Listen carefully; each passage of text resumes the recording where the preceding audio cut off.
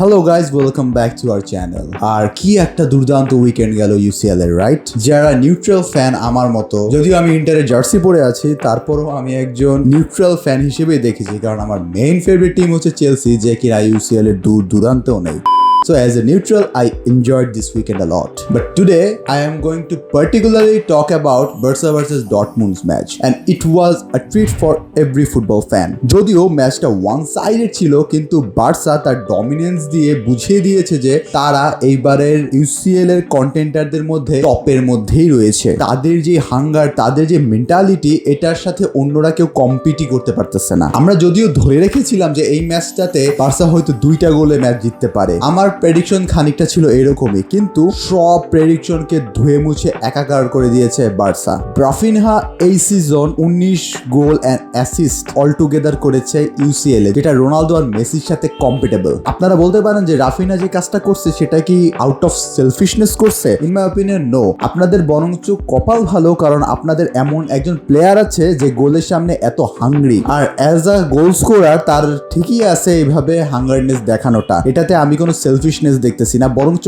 He confirmed that goal. First হাফে দুটো টিমই একজন আরেকজনকে ভালো একটা প্যারা দিতেছিল। Dortmund was creating chances. In my opinion they played really good in the first half. আরিয়ামি was creating pain for Barcelona, সেটা কুন্ডের চুল ধরে টান দেওয়াই হোক না কেন। But Lewandowski, Raphinha, Yamal and Pedri humiliated Dortmund, especially Yamal and Pedri. তাদের প্রেজেন্স মাঠকে একটা অন্য রকমের ইনথুজিয়াজম দিচ্ছিল। প্রথম গোলটা ইন মাই অপিনিয়ন ডিফেন্সিভ এররের জন্য হয়েছিল, যেখানে আমরা জানি যে বার্সেলোনার অ্যাটাক কত ভালো, এবং হ্যান্সি ফ্লিক আসার পর থেকে বার্সেলোনার অ্যাটাক একটা অন্য লেভেলে চলে গিয়েছে। সো তাদেরকে কোনো হাফ চান্সও দেওয়া যাবে না। বার্সেলোনা ফার্স্ট গোলটা করার পর ডর্টমুন্ডের ডিফেন্স একটু বেটার হয়েছিল, এবং first half was two to two. Barcelona was missing chances as Raphinha was hungry for the goals, but Raphinha অনেক বেশি মিস করতেছিল। এন্ড অলরেডি আমি বলেছি এটা কোনো নেগেটিভ অ্যাসপেক্ট না। সো আপনারা প্লিজ ওকে সেলফিশ বলা বন্ধ করেন। সেকেন্ড হাফে হান্ট ফর গোল আরো বেশি বেড়ে যায় দুই টিমের জন্যই। এখানে বার্সেলোনা ট্রাই করতেছিল গোল স্কোর করে ম্যাচটা কিল করার, আর অন্যদিকে ডর্টমুন্ড ট্রাই করতেছিল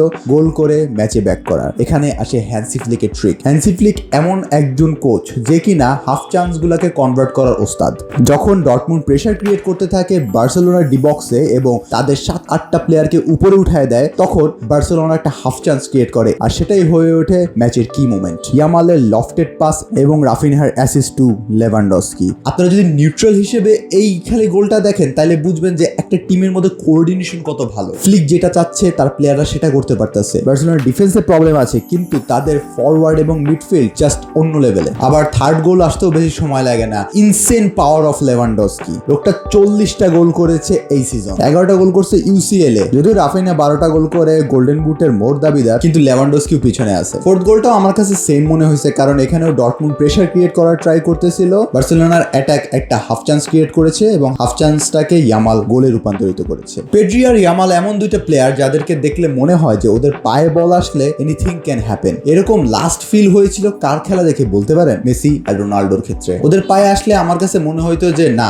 কিছু একটা হতে পারে, ম্যাচটা সামনে আগাতে পারে, বা ম্যাচটা বার্সেলোনা বা রিয়াল মাদ্রিদ জিতে যেতে পারে। সেই সেম জিনিসটা পেড্রি আর ইয়ামালকে দেখে আমার কাছে মনে হয়, স্পেশালি ইয়ামালকে দেখে। এই এরাতে ওর ধারে কাছে যদি কোনো ইয়াং প্লেয়ার থেকে থাকে সেটা হবে Jamal Musiala. To be honest, as a neutral অনেকদিন পর আমার অনেক বেশি ভালো লাগতেছে। সো ফাইনালি যদি ভার্ডিক্ট করতে হয়, Dortmund was no match for Barcelona. Barcelona প্রথম থেকে sheer power and sheer mentality দেখাচ্ছিল। ডর্টমুন্ড যদিও ফার্স্ট হাফে গ্লিমসেস দেখাচ্ছিল যে ওরা কিছু একটা করতে পারে, কিন্তু সেটাকে কিল করে দেয় বার্সেলোনা। সেকেন্ড হাফে গিয়ে 83 মিনিটসের পর ওরা একটা অফসাইডে গোল করে এবং পাওয়ার দেখাচ্ছিল, কিন্তু অলরেডি বার্সেলোনার মোস্ট অফ দ্য মেইন প্লেয়ার্সকে বসাই দিয়েছিল Flick. I don't think so যে নেক্সট লেগে ডর্টমুন্ড 4টা বা 4টার বেশি গোল করে ম্যাচে ব্যাক করবে। So for me this game is dusted. অন্যদিকে পিএসজিও 3টা গোল করে শেষ করে দিয়েছে অ্যাস্টন ভিলাকে। যদিও উনাই এমনি অনেক ভালো কাজ করছে এবং অ্যাস্টন ভিলাও গ্লিমসেস দেখাচ্ছিল যে they can do a good thing. দেখা যাক 2টা গোল করে ব্যাকও করতে পারে অ্যাস্টন ভিলা। আবার অন্যদিকে রিয়াল মাদ্রিদ আর্সেনালের কাছে হেরে গিয়েছে, যদিও Real Madrid is king of comebacks, and I think that Real Madrid maybe 1% chance আছে কামব্যাক করার। 3টা goal is too much, but it's still Real Madrid and UCL is just their cup. অপরদিকে inter আর বায়ার্নের খেলাতেও একটা টো টাই চলতেছে। Lautaro Martinez অসম্ভব ভালো খেলেছে এবং আমার কাছে মনে হয় যে বায়ার্ন এখনো ব্যাক করতে পারে। সো লাস্ট অব্দি এটাই বলতে চাই, this week was nice, the weekend was really cool for every football fan, especially for the neutrals. So kudos to the winner. যদি ভিডিওগুলো ভালো লেগে থাকে, আমাদের অ্যানালাইসিস যদি ভালো লেগে থাকে, অবশ্যই ভিডিওটাকে লাইক দেবেন। যদি বেশি ভালো লেগে থাকে অবশ্যই সাবস্ক্রাইব করবেন চ্যানেলটাকে। দেখা হবে নেক্সট ভিডিওতে। Till then, আডিওস।